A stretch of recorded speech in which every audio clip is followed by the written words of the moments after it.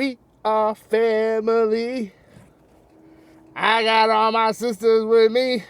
Hello, and welcome to the next episode of Matt and Todd Go to the Movies, the podcast where Matt and Todd go see a movie at our local Regal cinema, and then we park, this time in the back corner of the parking lot where we have no distractions besides a huge trash pile, and we talk about the movie, share our thoughts and our feelings and our gut reactions to it.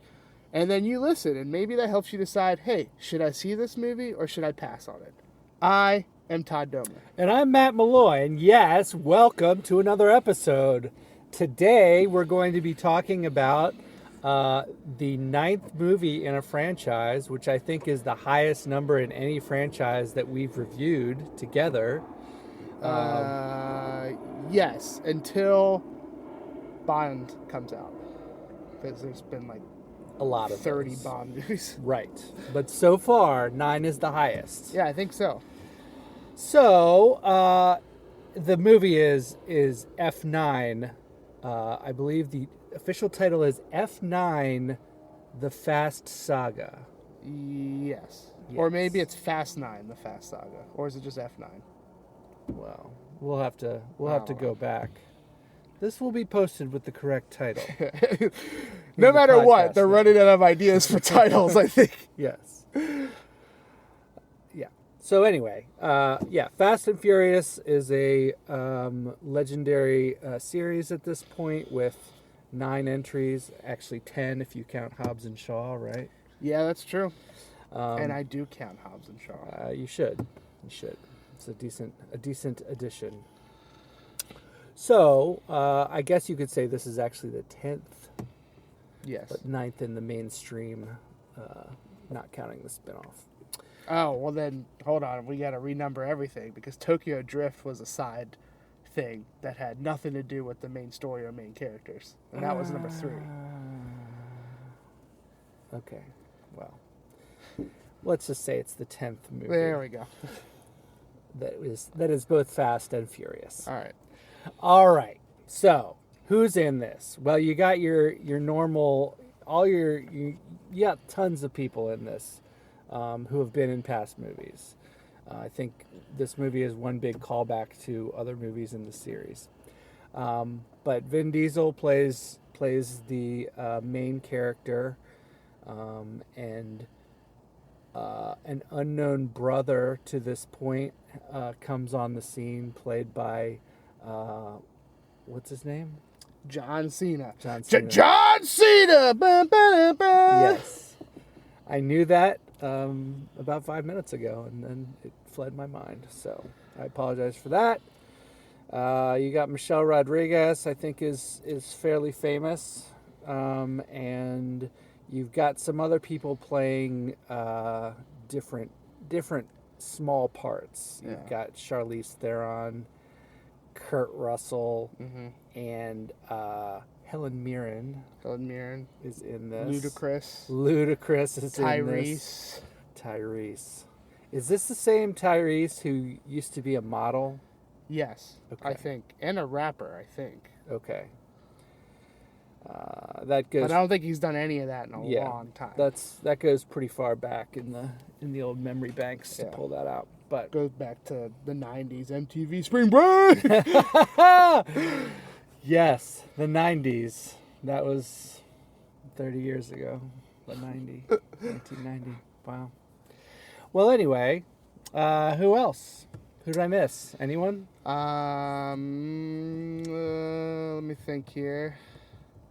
I don't know. There's another woman in it who's a character who's been in the last 3 movies. I just don't know the actress's name. I would say she's not famous. Right. And then there's the Asian guy who I can't remember his name. He's been around. Okay. Han is who he is in the movie. That's not a spoiler. It's been all over the trailers that Han is back. Right.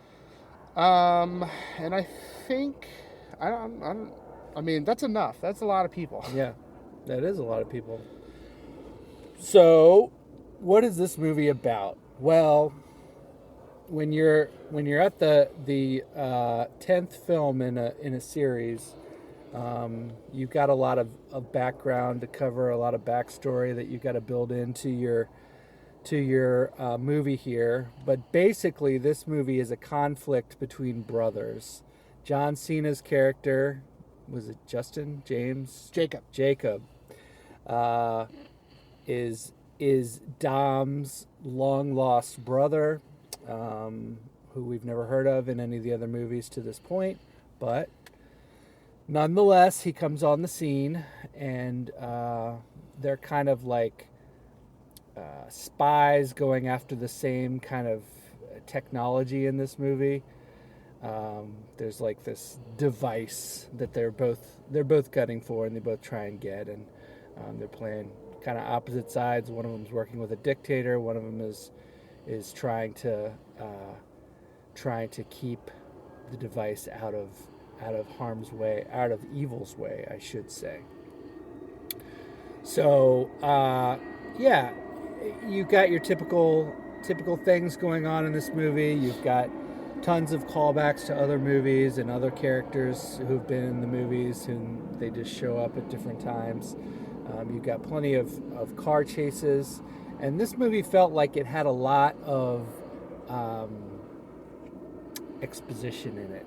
Yeah. A lot of talking. The other kind of component of the story is you get these flashback scenes telling like about the early life of Dom and Jacob when they were growing up, working on the racetrack with their dad, and you see the accident where their dad dies. And anyway, there's a lot of kind of flashback scenes. So you've got a young Dom and a young Jacob in this who kind of play out their roles. So, but in the end, it's all about family, isn't it, Todd? All about family. Yes. Hold on, I gotta do that again. All about family. Yes. I can't do a good Vin Diesel. It's so low. Yeah. So gravelly. Yeah. So low. Family.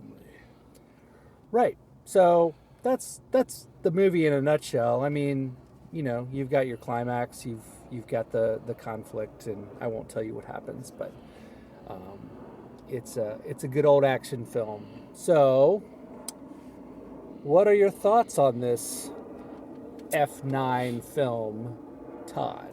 Well, I should say that I've seen every movie in the series. Kudos to you. So I've been on this train for a long time. Mm-hmm. And honestly, we're getting to the point where I would compare the Fast movies to the Star Trek movies, where half of them are good and very enjoyable, and the other half are not. And unfortunately, for me personally, this movie falls into the not so good category.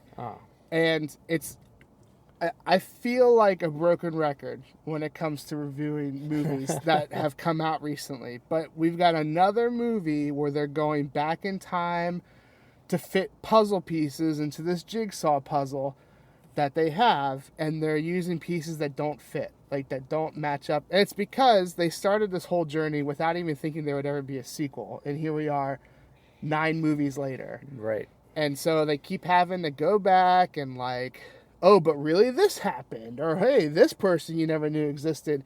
And it just doesn't, like, this one especially felt like it did not fit. And it's sad to say, but I think this movie, and right now the franchise, suffers from too much Dominic Toretto, where, you know, he's been the main character for a lot of these movies, not all of them. And the last movie, Fate of the Furious, which was 8, he was, I mean, everyone else was a side character. It was kind of his movie. And you kind of get that again in this movie. And I think that's way too much. Like, we're not getting enough of the side characters, and they've fallen into these, like, really smaller roles where it feels like they're all just shrinking, and Vin Diesel's just getting bigger and bigger. He dominates the whole thing. And I know this whole franchise was built on his back. Like, so I get that, and I'm sure he's got such a lot of creative say in this movie that, you know, maybe that's a something he is working out in his backroom deals for producer or whatever credit. But it just, it's beginning, it's too much at this point. Like, so you got many different things working here. One, there's way too much story, which is weird to say for a movie like this, where you're basically there for stunts and all that kind of stuff, and you know that's what brings you to the table, and it's just you it's like, I don't really know how to put it except for no one else has no one else has the ability to shine in this movie. I feel like it's very dominated by Dominic Toretto, and his family. And I guess my biggest problem is one of the biggest stories that's important to his character is what he went to jail for in the first movie. Like, in the first movie, he talks about how, you know, this crash happened, his dad was killed, and he ended up beating the guy who crashed his dad with a wrench. And by the time he was done, he couldn't lift his hands. Like, that he beat him that much. And then when they actually show you that scene in this movie, it's nothing like how he describes, honestly. And it's almost like, and they also like show that the guy threw the first punch, which is also very much counter to the whole point of that story, like of him talking about how he lost control and stuff like that. And so that's what I'm talking about, of these jigsaw puzzles that aren't fitting. And to me, if you're not gonna bother to like make it fit really well, then why bother at all? Like, don't go to the past to create this new story. Just press forward. There's plenty of like spy espionage. I mean, like, let's not forget that this whole franchise started where Toretto and crew were basically stealing DVD players and VHS players from mobile truckers. That's it. Like, they would crash trucks and steal their merchandise to sell on the black market. And now they're like this covert espionage team. So just press forward. Don't go backwards. It's just it was just, I was not a fan. I was not a fan, which is sad. And I can't really go into so much because there are some twisty turns in this movie, kind of. But I am excited for the next movie, which is weird to say. Because I feel like there's a reckoning coming in the next movie that people have been waiting for. It just seems like every bad person in these movies gets a second chance, and you're supposed to just forget about everything they've done. There is no good person in these movies. Like, everyone's a thief of some sort.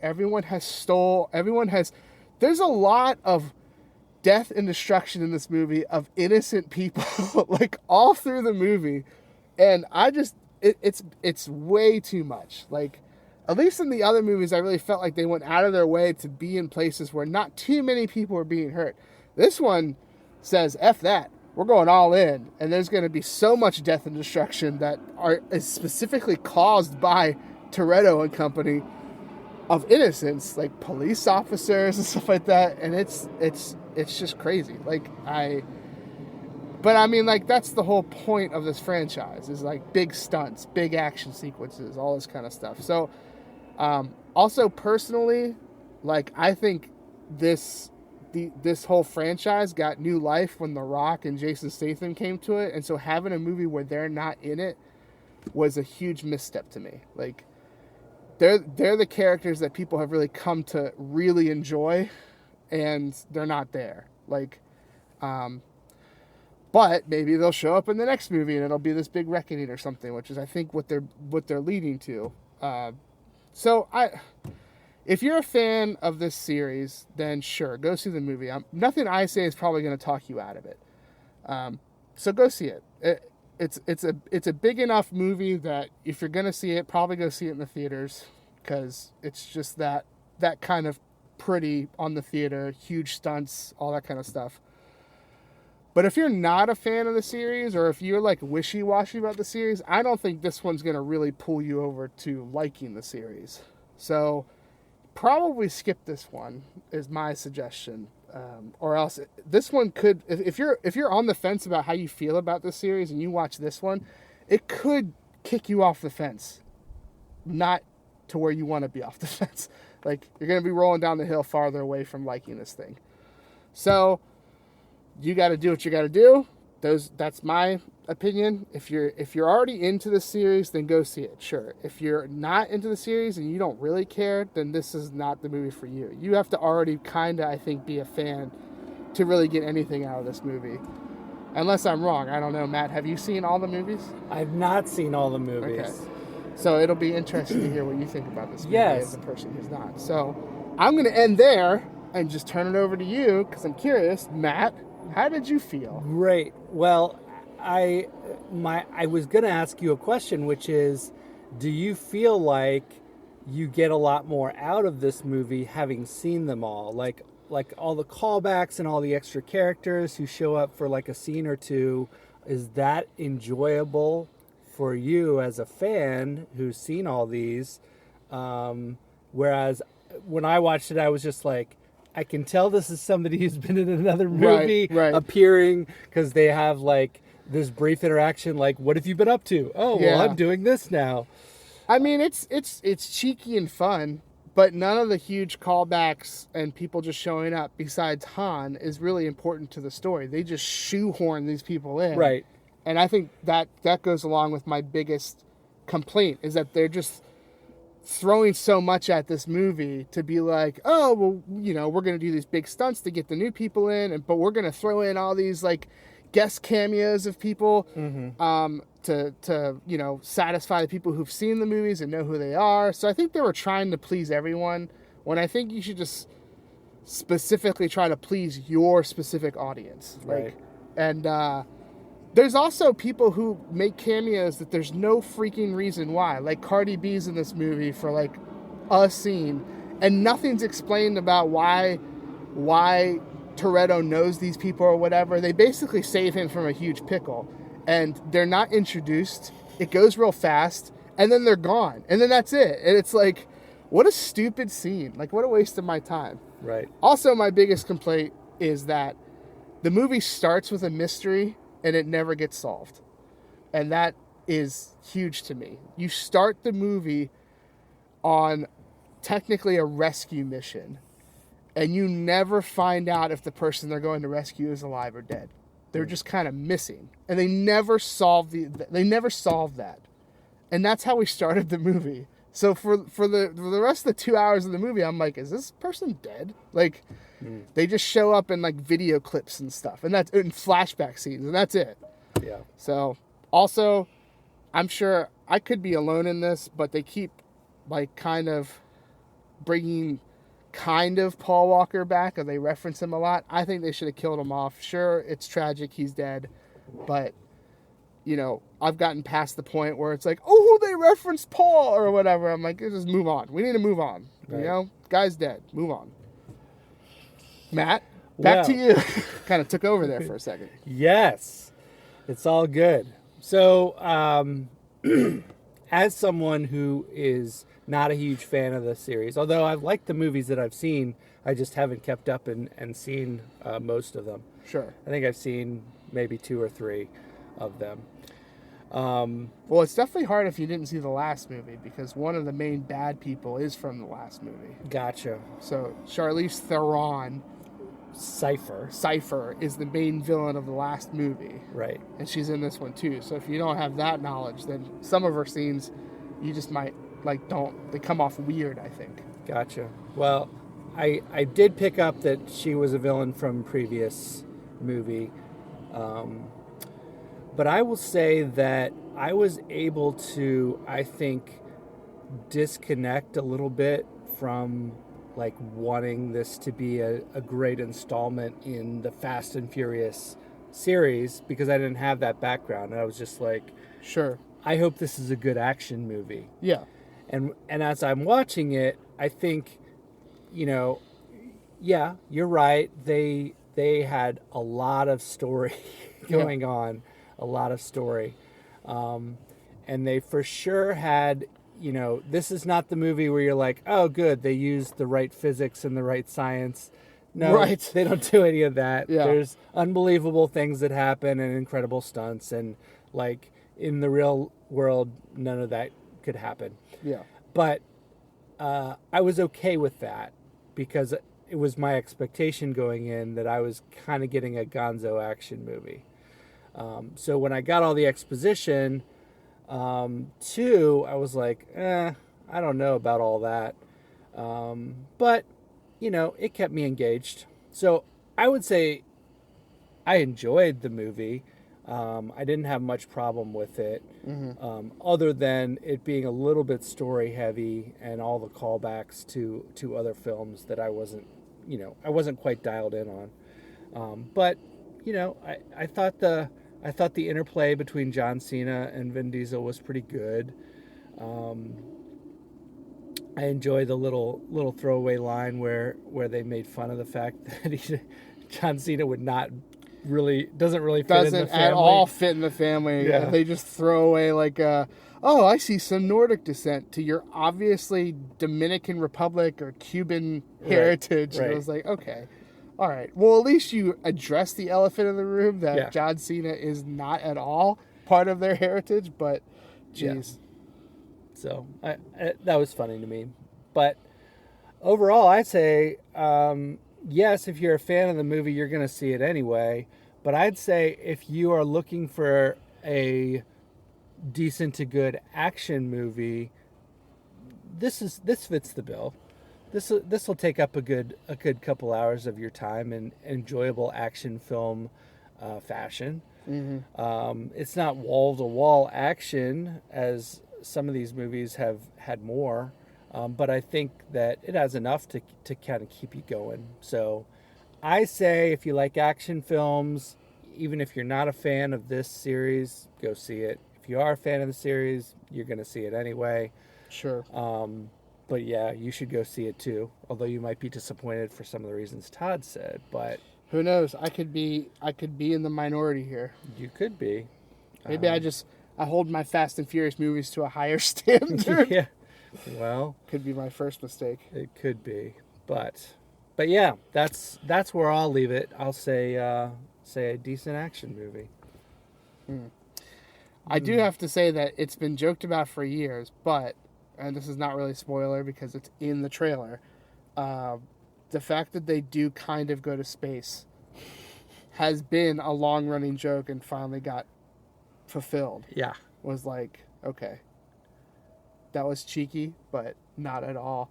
Probably one of the most egregious stunts that they've pulled, where it's like, we don't listen. We're throwing the book of every kind of like laws out the window of how this would work. Right. Okay. Well, going off of that, Matt, how many rocket cars would you give this movie? Which definitely come into play. 5 rocket cars, obviously being the best because you want the most rocket cars. Obviously. And 0 being the worst because then you don't have a rocket car, period, and that no one likes that. That's correct. So, just so we're all on the same page here, the rocket car in this movie is a Pontiac Fiero with a giant rocket engine strapped onto it. Yes. And there's multiple of them. And it does legit go into space. Yes. So that's, I still cannot wrap my mind around that. Yeah.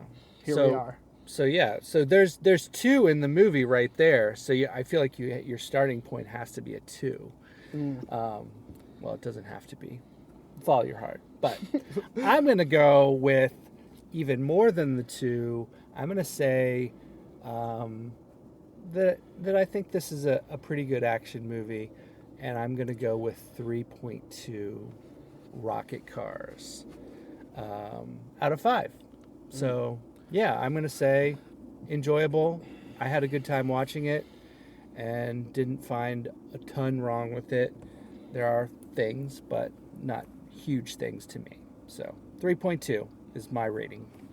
Rocket cars. Gotcha. 3.2 rocket cars.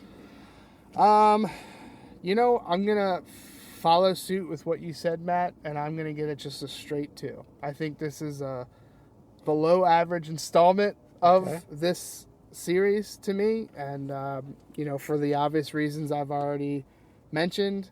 I'm sure there will be plenty of people, Tim Davis, who will see it and just straight up love it because it's all the ridiculousness that you expect from these movies. But I feel like the other movies, especially the later movies where things got really good, I thought, with who they brought in and all that kind of stuff, it just fell flat in story because it's bloated with story that doesn't make sense. And I wanted better things, but I kind of expected this because, like I said, I knew Jason Statham and The Rock were not going to be in this movie, and definitely since The Rock was introduced in this movie, that's when they hit their stride, I thought, and the movies were definitely really enjoyable. And to step away from that, I think, was a huge misstep. Even though they got their own movie, great, they got their own movie, whatever. Doesn't mean that they can't continue to do these movies. But, Matt, I didn't know if you know or not, and here's a little tidbit for the listeners, is that there's some actual beef between the actors in this movie. The Rock and Vin Diesel and Tyrese, really Vin Diesel and Tyrese are on one side, The Rock's on the other. They have legit beef about these movies. And from the only thing I can put together, it's because The Rock thinks that everyone's not professional. That they're just like, they show up late to set and they whine if they don't get their way. And so he went on a pretty vocal tirade about how people are just not professional and they're a little... I believe he used the term candy asses, which is a typical Rock term. So... Well, a little behind the scenes. Yeah, Hollywood magic. Little beef. From Todd. We'll have to see if it can be squashed so they can have the next movie and it be everyone, which I feel like is the only place you can go if everyone's in the movie this time. Yeah, number 10. And then it's probably time to end it.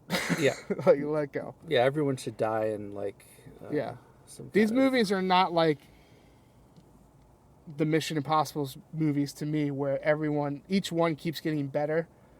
These movies have tapered at this point. The last two were weaker than the ones before it, and so I think that's a good sign to maybe plan an exit strategy here. Yeah. So two's where I'm at. 2 rocket cars, because there are 2 rocket cars in the movie.